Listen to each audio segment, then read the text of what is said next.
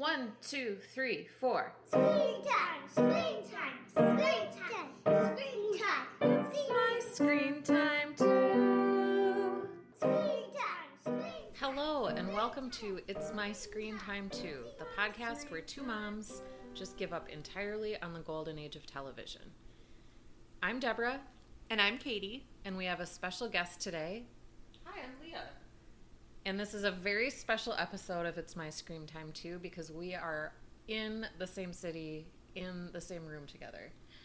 And I don't know if you'll be able to tell by our relaxed manner, but we are also on vacation, so we're in a super good mood.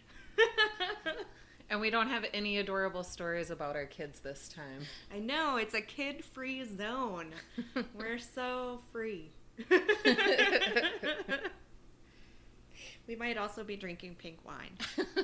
So, should we quickly summarize our screen time policies? All right. I don't know what my kids are doing right now. Yeah. So they could have the iPad all day, but they don't. They don't.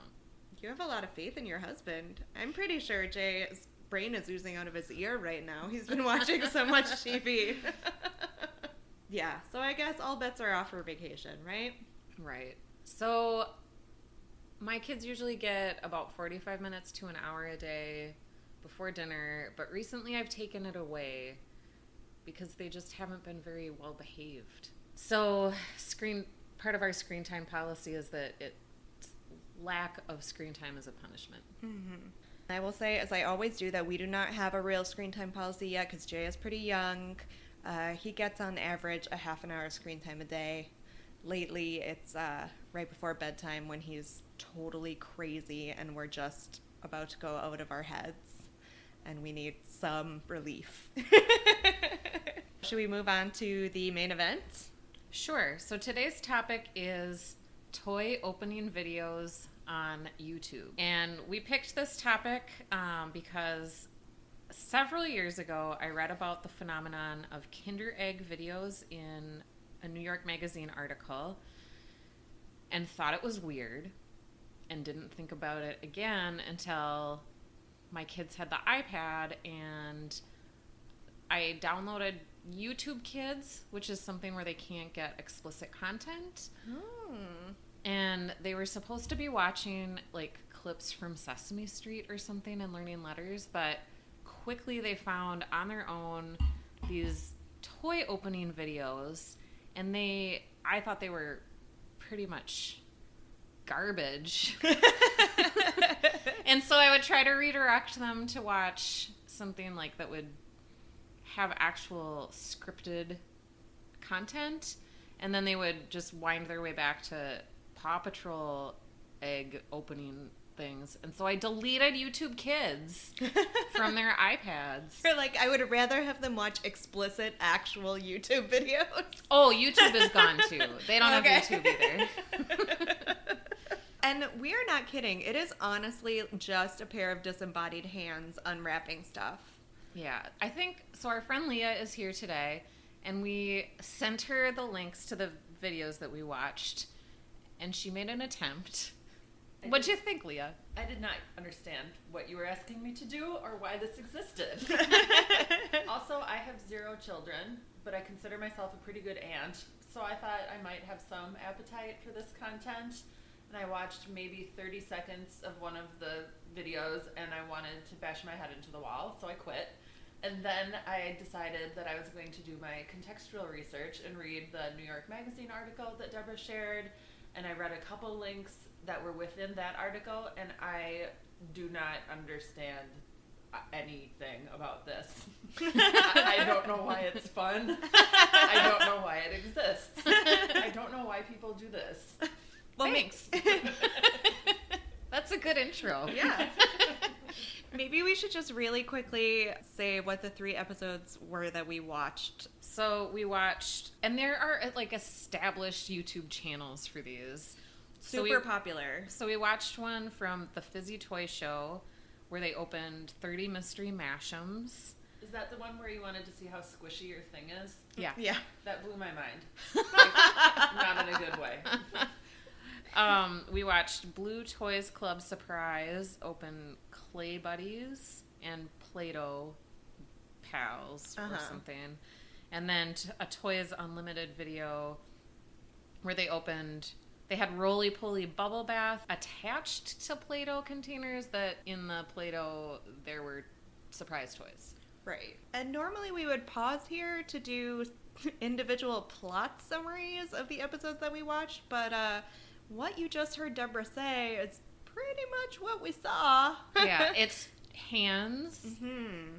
opening toys and moving them around in front of the screen, and then each video had a varying degree of narrative action. Yes. And a terrible soundtrack. Like, universally bad music. Yeah. I don't even remember the music. It was like twee little electronica. It was bad news. Yeah. So, Deborah, what did you think of these toy opening videos? Well, there's definitely some different stylistic differences between each channel. The Fizzy Toy Show, it was a lady, and she kind of moved the little toys around and did voices. Mm-hmm. And she squished them, and then there was a graphic that came up so she could rate each toy on the squishometer. It was like 15 minutes. Oh, it was so long. To open 30 little toys inside of eggs. She was wearing gold glitter nail polish. I thought her hands were lovely. Mm-hmm. But it was long, and I hated almost all of it. Yes, definitely. And then the Blue Toys Club Surprise, Clay Buddies, and Play-Doh Surprises. It was a man's voice, and he did not have much to say. He assembles the Clay Buddies and disassembles the Play-Doh and finds the toys inside. And then he just doesn't comment on the end product, which just, that was the creepiest, I thought. Yeah. And I think this guy was called out explicitly in the New York Magazine article, and they said that, like, his videos were the Zen ones. Because Yeah. it wasn't very chirpy. There wasn't a lot going on. Not that there can be said to be a lot going on in any of these, but... And then the last one... It was a woman's voice, and she said her name was Essie. And she started the video saying we're going to learn colors. So I don't know. If you're a parent watching like the first 30 seconds of the video, you would think, oh, educational. This is going to teach colors. But it was the same thing. She just rolled the roly-poly bubble bath around and found the toys in the Play-Doh. Yeah. The squishometer was one of the things that made me feel very confused and disoriented because I didn't understand the appeal of watching somebody squish something and hearing them describe how squishy it is or is not. Like, the nature of squishiness is that you can touch it. Right. So why is it fun to have, like, these other sensory descriptions of squishiness? Wouldn't you rather just squish it? I would. Right. Let me ask you this, Leah. Yes, Katie. Do you ever watch the television show Top Chef? Oh, boy, you just nailed me on that, didn't you? Ugh. Yes. You can't eat what Tom Colicchio is eating. Dang it. Point, Katie. Oh, I feel like I should leave. But the Mash'em video did make me, like, obscurely uncomfortable. I think every time she did, like, the stretch meter, I was weirdly worried that she was going to break one, and it gave me the heebie-jeebies. I don't know why. Yeah, I didn't like it when she used a different voice for the little toys. I thought that was super creepy. This whole thing was a little creepy. Thanks for watching. I mean, I'm kind of fascinated, and I was wondering if there was, like, a grown-up version of this. The New York Magazine article mentioned this whole subgenre for adults of adults opening expensive electronics, which I had also never seen. I had heard of that with, like, Apple products in particular, and I found that to be confusing as well. Like, it's not personally speaking to me as exciting content. But I guess I had heard of, like, I remember the iPhone 6 in particular because that was one that I bought on the day that it came open. Mm-hmm. And I brought it into my office, and all of the industrial designers that I worked with were like, let me touch the box. And, yeah, and like, okay. And then it turned out they were going and, like, watching videos of other people touching the packaging. I don't understand. Wow. Apparently there's this channel that you can subscribe to called Twitch. Have you heard of this? No. It's an entire channel, as I understand it, I've never watched it, but it's an entire channel devoted to watching other people play video games. Oh, I've heard of that phenomenon. I didn't Oh, know the that's name. another reason why I deleted YouTube Kids. Because my 7-year-old was like watching videos of people playing Minecraft. Instead of playing Minecraft. Yeah. Yeah. It kind of reminded me of when I was in college and I used to try and date nerds. So I would spend a lot of time watching them play video games and pretending to be interested. Sad. But at least you were there in real life. Like, there was some sort of physical proximity. You weren't watching your crush play it on the computer when you were in your dorm room. Yeah, right? they were ignoring me with me in the room with them. It was kind of worse. Oh, man. There were also small moments that I found to be a little bit Bob Rossy, like happy trees sort of feeling. So who's making money off of this? Like, why/how do these things exist? They have millions and millions of views of these videos. So I'm not, that's how stuff on YouTube is monetized, right? Like ad sales. Yeah, I think I wrote down how many followers one of the channels had. Yeah, the Toys Unlimited, which was the Zen Man Hands one. Oh, no. That was the Toys Unlimited was the last one with the bubble bath. 2,072,420 subscribers to the channel. Is the bubble bath manufacturer behind this, or is this just like a person who's a bubble bath aficionado? Right. That's a good question because most of them are Disney or Nickelodeon type toys, licensed toys, but they're not sponsored or created or anything by Disney or Nickelodeon. Although I wonder if maybe the toy openers, maybe they do have a deal. I don't know. I also read that, like, because some of the toys they were opening were those plastic Easter eggs encased in Play-Doh. So it was like several layers of unwrapping. And I read that, like, the toys don't come that way. Oh. The person buys the licensed toy, puts it inside of a plastic egg, and then wraps it in Play-Doh. So you can't. Oh, so when they're opening, see, I thought there was like a section of Target toys that I had never seen where you get a My Little Pony in a jar of Play-Doh. Oh, I wondered that too, and from what I read, that was my understanding. Maybe some of these toys actually do exist in that form, but it seems like they may have put those My Little Ponies inside of the Play-Doh. So it's not really a surprise. I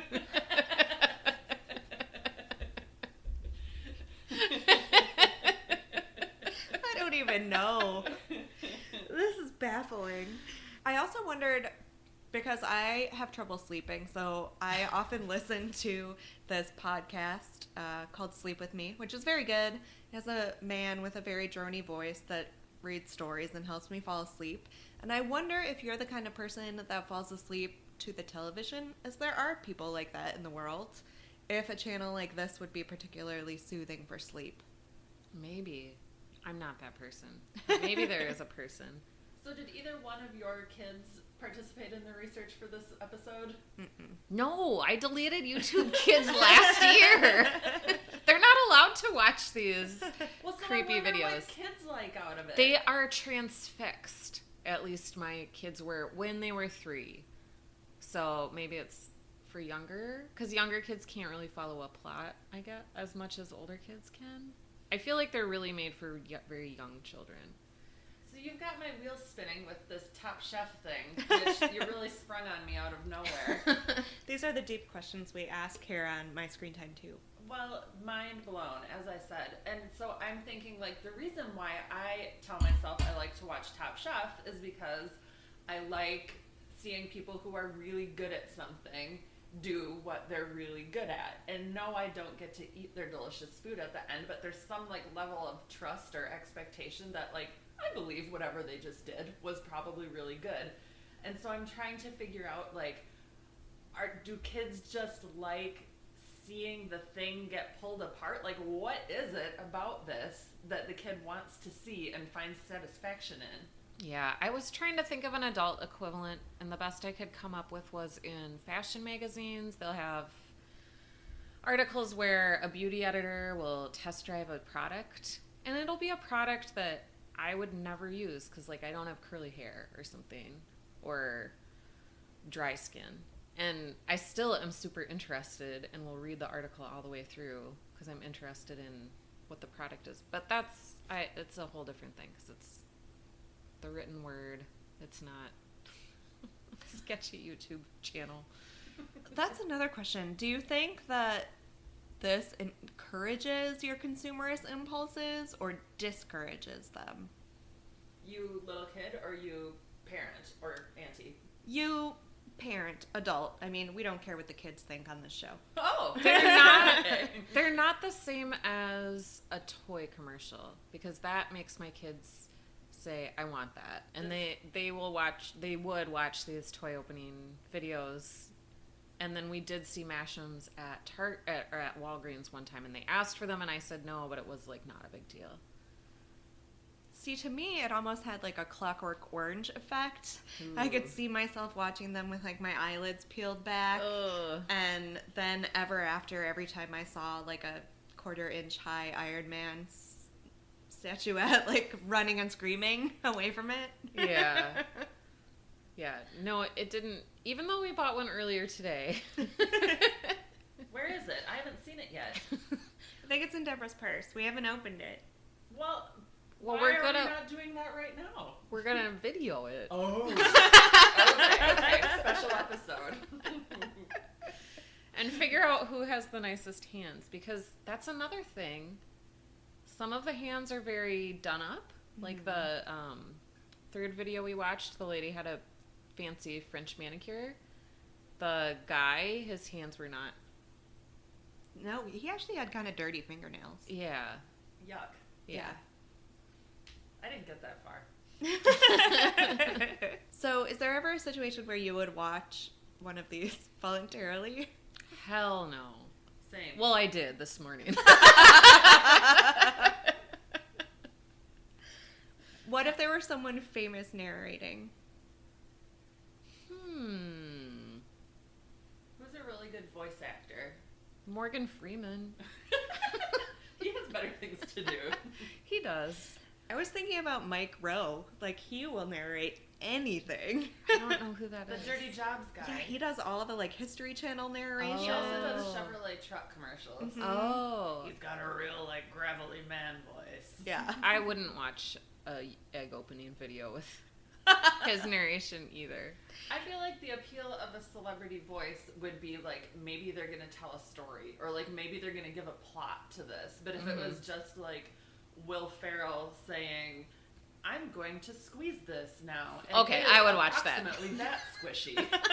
That would be funny. I would watch that. Because you would know in your head that it was Will Ferrell and he's probably making a funny face. And, like, you would be able to add to the story in your brain based on what you know about him.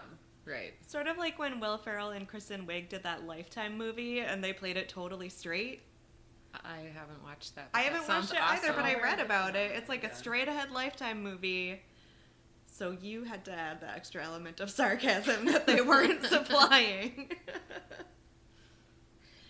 So the caveat, or the corollary to the famous narrator question is there anything they could unwrap that would make you watch it as an adult? And this is taking things in a different direction, but I was thinking, what about like a celebrity strip show? If it was like Ryan Gosling wearing a lot of layers and then like just taking each layer off. Wow. I might watch that. But not with that heinous music in the background. I just don't know who these videos are for. Again, I don't know things about children, and I don't know if kids are into it. I believe you, but like, who is sitting around watching this? Who are the commercials on the videos targeted towards? Is this for like adults who are into hands? It could You know? be. It could be. It could be.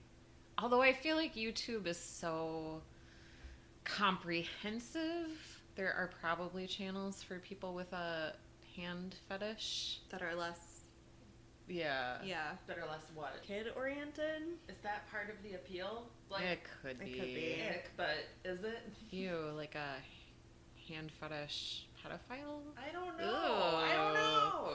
Could be onto something. Sorry. Hey, I talked about unwrapping Ryan Gosling, so... That somehow feels more appropriate. I am a little fascinated with Legos because my kids really like them, and I guess I would watch like a time-lapse video of a Lego set being built. But that's actually interacting with the toy in the way that the toy was meant to be interacted with. Right. Especially if somebody bought like the Death Star. That takes like 12 hours to assemble. Yeah. Time-lapse. Narrated by Morgan Freeman. Ryan Gosling in the background. Taking off his cardigan. Yeah. And commercials are from like the Bob Ross estate. But I'm still hung up on your Top Chef moment. Like that's the thing that's making me realize that I was just not understanding it myself and blowing off the whole thing. I think there's something to that. Why do we watch people do anything that we could be doing ourselves? But then I get stuck on like, anybody could open an egg. Yeah. Well, Top Chef has a narrative structure, and you're maybe learning things like I did not know how to pronounce, well, quinoa for one. And then it's like a root vegetable. Tastes like licorice. Taro? Yucca? Anise? Padma Lakshmi? Oh, I know what you're talking about. Tastes like anise. Yeah. Fennel? Yeah, that's fennel. That's not hard to pronounce. It's a root either. I don't know what I'm talking about anymore. But these are not educational at all. Not at all. I mean, do you remember when your kids were infants and just having the TV on would transfix them? Like just the moving images on the screen? No, because I followed the American Academy of Pediatricians recommendation at the time, which was no television before 2. Oh, Deborah, even when they were like itty bitty infants and you were breastfeeding every 2 hours, you didn't watch television? That's what I'm talking about. Like those hazy 2 o'clock in the morning. Because I'm going to be super impressed. I don't think I watched a lot of TV at that time. Wow.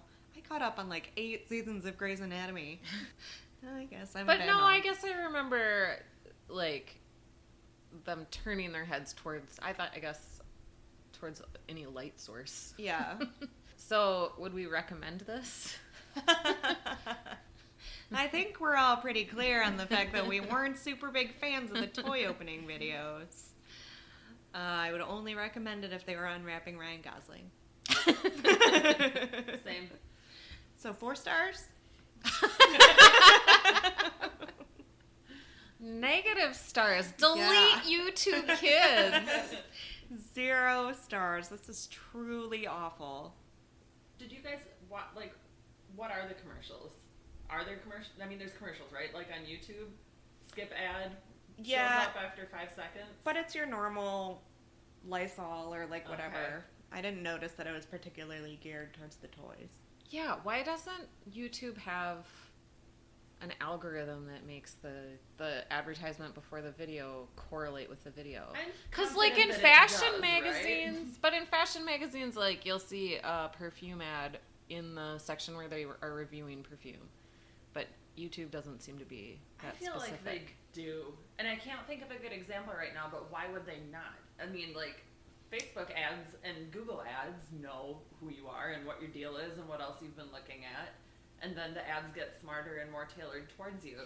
So if there's 2 million people watching these weirdo egg videos, they know what else those 2 million people watch. Yeah, well, the related videos are very related. Because they're more eggs?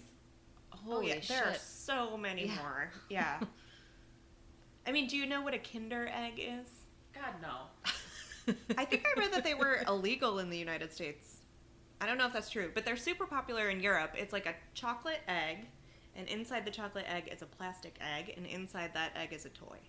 So you can choke twice. Yep. Neat. So, and the Is it any part of it? So it's edible. The chocolate part is edible? Yeah. Okay. And the chocolate egg is encased in foil. So I guess how the genre started was just people unwrapping these Kinder eggs. So now I'm thinking about the Apple products again, and like, well, but that's clearly geared towards like an adult, brand loyal audience. Because I was trying to think like what is the appeal of watching that for anybody? But I feel like it's just not even the same thing. Like I don't know what in the world to compare this egg business to make any sense of it. Okay, do you think that there's at all a market for YouTube videos that show a lady folding a mountain of laundry on a daily basis? Are you about to monetize your life? Between the two of us, we could have this going 24 hours a day. We could quit the podcast business. Oh my gosh. Done. Last episode. Sorry, peeps. We No, out. just kidding. Just kidding. I mean, are you going for the perv market or not? Well, it would Somebody's just be into my everything. hands. It would just be my. It just. Somebody's into everything. Oh, you made it weird. I know. I warned you before you invited me. I think, like, I have to wonder about the Apple videos. Does that make you want the product? Like, excited about getting that iPhone? Or is it supposed to be, like, somehow assuaging the fact that you can't have the product? That makes me sad. Somebody who can't, like, somebody watching it who really wants one. It makes me think of the little match girl. Oh, Aw. Sitting outside the warm building that she can't go in, and then she dies in the cold. Deborah Downer. Oh, I think wow. Apple knows exactly what they're doing, and I think they're trying to entice you to buy the product. Like, they're thinking about your experience before you have the product, once you have the product, and then after you have it. Like, all points in time of your engagement with this Apple product are thought out and planned, and like there's design decision making that goes into all of them. So I'm sure, I mean, I guess I'm not sure, but I assume that they're not behind the unpackaging, but I bet they love it. Yeah. Yeah. Yeah.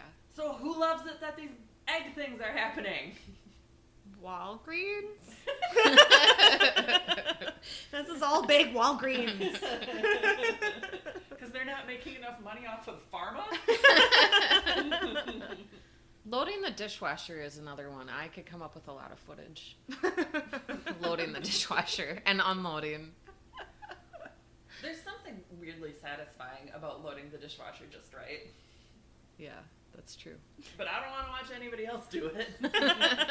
Yeah, thank God I didn't have to watch those nerd boys just loading their dishwasher. Oh, okay, so when I was a little kid, I collected horses, like model horses, and they came in the worst packaging. So, do you guys remember America's Funniest Home Videos? Yes. It's what we had before we had YouTube to, like, watch people getting hit in the balls with Yeah. stuff and laugh at it. So, these horse packages were in their packages with, like, the tightest zip ties that went around, like, every leg of the horse. And the I know leg what of you're the horse talking was, about. like, thinner than my index finger. So these zip ties were very tightly on. And I can see a YouTube channel devoted to frustrated parents opening those boxes and, like, slicing their hands open. Like, sort of like people getting hit in the junk with a baseball bat. Yeah. I can see that being successful. Or doing like an Office Space, like how they did with the fax machine, just like, fuck it! Just like beating the packaging with. I think as a parent, Baseball that bats. kind of packaging rage would be kind of cathartic to see. Yeah. I mean, I'm sure my parents lost pints of blood to those packages. Yeah, brutal. All right, guys. Well, this was a super rambling, relaxed episode of our podcast, but I think it was really fun to all be in the same space. And thank you, Leah, for joining us for this lively conversation. Yay, thanks for inviting me. And thank you, listeners, for listening to this episode of It's My Screen Time Too. Please take a minute to rate and review us on iTunes or any of your podcast aggregating services, Stitcher, Google Play, what have you. Tweet us with show or movie suggestions or general comments about toy opening videos or anything else at My Screen Time Too. You can email us at myscreentime2@gmail.com. And please tune in 2 weeks for more real talk about the movies and TV beloved by kids and tolerated by parents. Bye! Bye. Screen time. Screen time. Screen time. Screen time. My screen time.